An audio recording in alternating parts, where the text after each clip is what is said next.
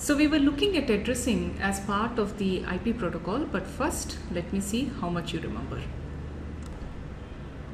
So we saw that flat addressing is a no-no. We need structure as part of the IP address to handle scalability. Accordingly, we divided an IP address into a network portion as well as a host portion.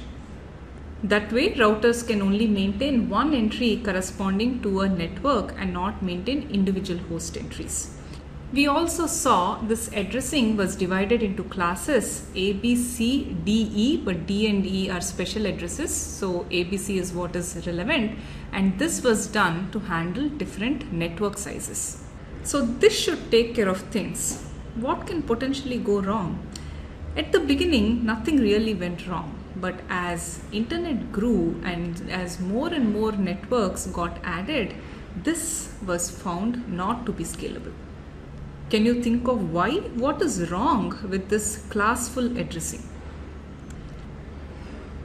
So here is the problem. Remember that a network part uniquely identifies a physical network. Suppose you have a network with just two hosts. Now what class address will you give such a network?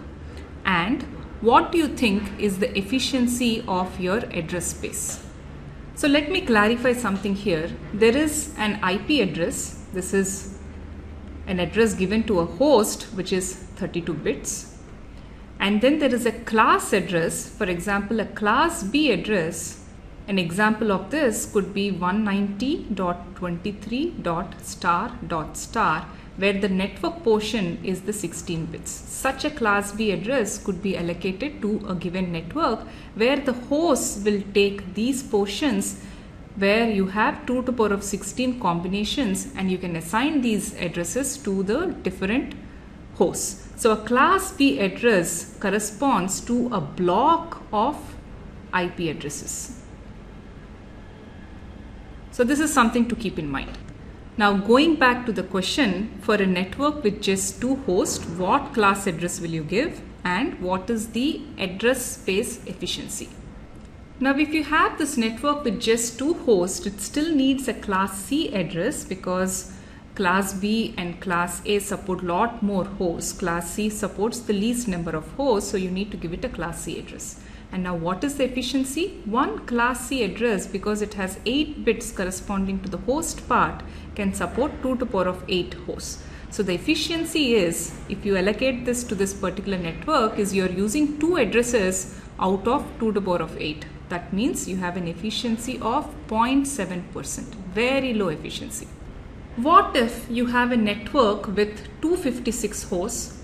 What class address will you give? And what is the efficiency of this, the address space? Well, you need to give a class B address because class C will not support this. And here is, you can potentially support 2 to the power of 16 hosts, but you're only using 256 host addresses. So the efficiency is even worse of only 0.4%. So we must have been quite happy. 32 bits means we can support 2 to the power of 32 hosts, which roughly translate into 4 billion hosts. But when you are allocating the addresses, there is so much inefficiency. You cannot even reach this number. Among class A, B, C addresses, which address do you think will be in most demand? The number of organizations that support 2 to the power of 24 hosts, whereby they need a class A address, are going to be very few because these are really big organizations. So most organizations will fall in the category of either class C or class B, but often when an organization, even if it has only let's say 150 hosts, while it can manage with a class C address, would ideally want a class B address because in the future this organization can grow and then it can't say I want a class B address now. So it's better for an organization, keeping in future needs in mind, to ask for a class B address. Given this, roughly when do you think the address space will run out? By which I mean you do not have any addresses to give to networks. As people keep asking for class B addresses, once you're out of class B addresses, that's it, you're out of the addresses to hand out. And there are Class B addresses, the number of such addresses are 2 to the power of 14, which roughly translates into 16,000. Even though you can potentially support 4 billion hosts, once this address space runs out, you are in trouble. And that's precisely what has happened as internet grew. So we need to solve this problem of address assignment inefficiency, but the biggest challenge is you still need to work within the IP framework where you are having to use 32-bit IP addresses. Well, you could say I will go for more number of bits for the IP addresses. So that's what IP version 6 did. But this was already deployed, the IP version 4, and you cannot say I'll quickly transition to IP version 6 because there was a lot of investments in the routers, host, and the software that these routers and hosts run. So you can't make changes instantaneously. It will take some time. Within this, you still need to solve the scalability problem. How to solve this within the IP framework? So what are your thoughts? How will you solve this problem? So here is some yarn for you to help solve the problem. The gem cannot be polished without friction. No man perfected without trials. So the IP protocol, you cannot perfect it without such problems, and people went on to solve this problem. So it's feasible. And the attitude to solve this problem is captured by this quote. You see a mousetrap, I see free cheese and a dash challenge. I will let you fill these entries up. This is a censored word.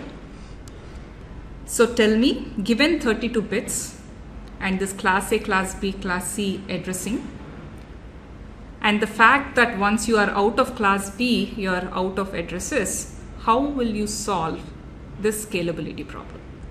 That is the address assignment inefficiency problem. To set the context, let's look at a very specific example. Suppose there is an organization. It has 30 different physical networks, and each networks roughly there are about 2,000 hosts.